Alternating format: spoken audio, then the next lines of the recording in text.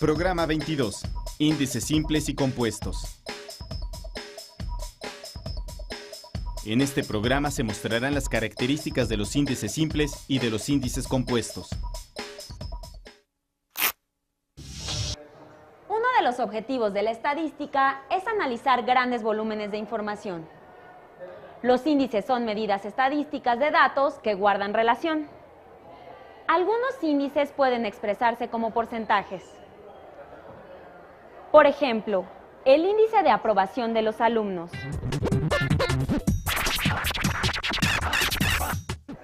O el índice de popularidad que se utiliza en la política.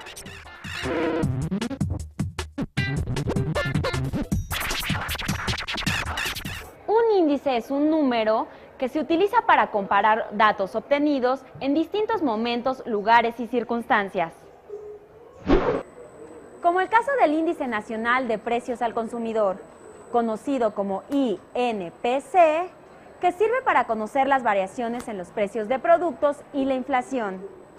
Veamos los dos tipos de índice más comunes, los índices simples y los índices compuestos. Un índice simple cuando se calcula únicamente para una variable. Se utiliza para analizar su comportamiento a lo largo de un periodo largo de tiempo o en lugares diferentes. Estos datos son del mismo tipo y se obtuvieron en momentos diferentes. Y se pueden representar en una gráfica.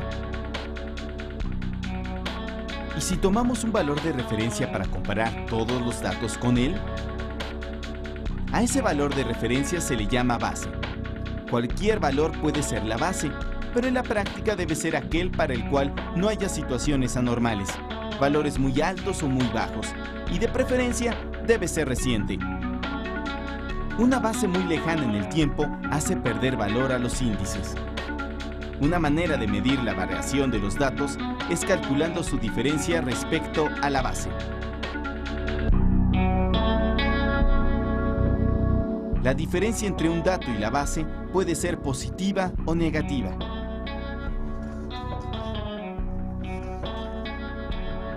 Vamos a calcular el índice simple que cuantifica la población de lengua indígena según el año. A la base se le asigna un índice con valor de 100. Después, se divide cada dato entre el valor base y se multiplica el resultado por 100. ¿Qué indica este valor? ¡Exacto! Cada índice simple representa el porcentaje de población hablante de lengua indígena con respecto a la base. ¿Qué significa que un índice simple sea 50? Así es, significa que en ese año la población hablante de lengua indígena era la mitad que en 1990, el valor base. Cuando la diferencia de población entre dos años examinados es negativa, ¿qué ocurre con el índice simple? ¿Y qué ocurre cuando la diferencia es positiva? Las diferencias negativas implican un índice simple menor a 100 y significa que, respecto a la base, había un número menor de individuos pertenecientes a la categoría examinada.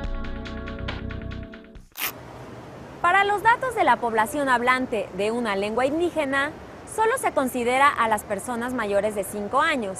¿Por qué creen que se haga así? Los índices simples permiten establecer una misma escala para varias series de datos. De esta manera, es posible compararlos.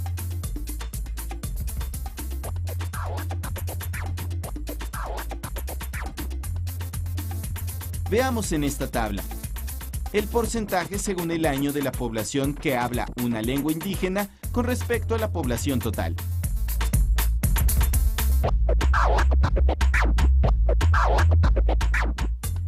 ¿Qué le ha ido ocurriendo a este porcentaje?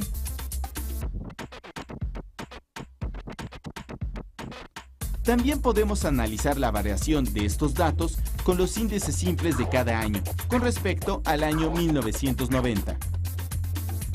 En el año 2000, la población total del país aumentó 20.3% con respecto a la de 1990, aunque la población que habla una lengua indígena aumentó solo 18.9%. ¿Qué puede decirse de los datos de 1970 y 1950? Las series de datos pueden ser interpretadas de distintas maneras. Para ello, podemos utilizar gráficas, porcentajes o índices simples. ¿Por qué razones creen que ha disminuido la cantidad de personas que hablan una lengua indígena con respecto a la población total? Cuando lo que se desea es sintetizar varias magnitudes o conceptos en un solo índice, se utilizan los índices compuestos. El INPC y la calificación en una competencia de clavados son ejemplos de índices compuestos. ¿Alguna vez han visto cómo se califica un clavado? Un clavado combina elementos estéticos y de precisión. Hay dos tipos de pruebas, tanto en la rama varonil como en la rama femenil. Las pruebas se realizan en dos modalidades, individual y en parejas, en lo que se llama clavados sincronizados. El grado de dificultad de un clavado depende del número de vueltas, el número de giros y la posición del cuerpo en la salida.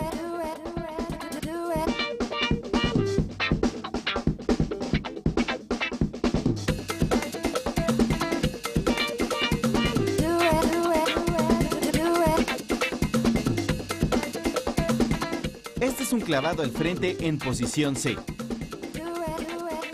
Ahora, 1,5 vueltas hacia adentro en posición B. Además, están los giros.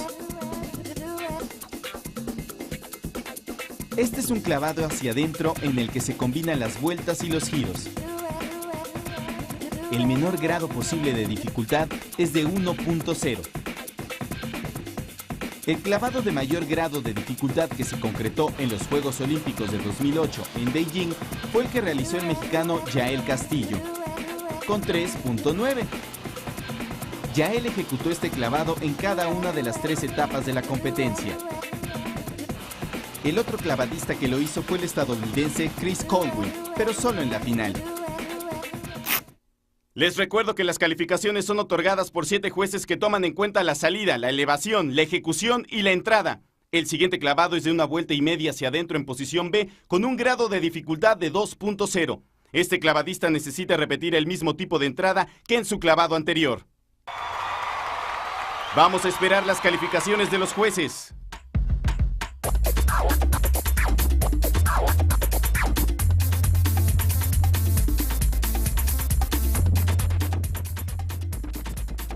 Para calcular el puntaje final del clavado, de las 7 calificaciones se eliminan las 2 más altas y las 2 más bajas, y se suman las restantes. A este número se le multiplica por el grado de dificultad, en este caso 2. La calificación final obtenida es un índice en el que intervienen elementos subjetivos, como la apreciación de los jueces, y elementos objetivos, como el grado de dificultad del clavado. El resultado final de la combinación de ambos elementos es, por lo tanto, un índice compuesto.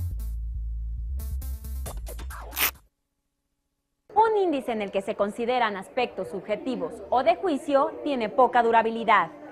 Los índices, ya sean simples, como en el caso del índice de hablantes de lengua indígena en nuestro país, o compuestos, como la calificación de los clavados, permiten resaltar aspectos relevantes de una situación. Son indispensables para comparar situaciones que se producen en condiciones similares y así tomar decisiones. ¡Hasta la próxima!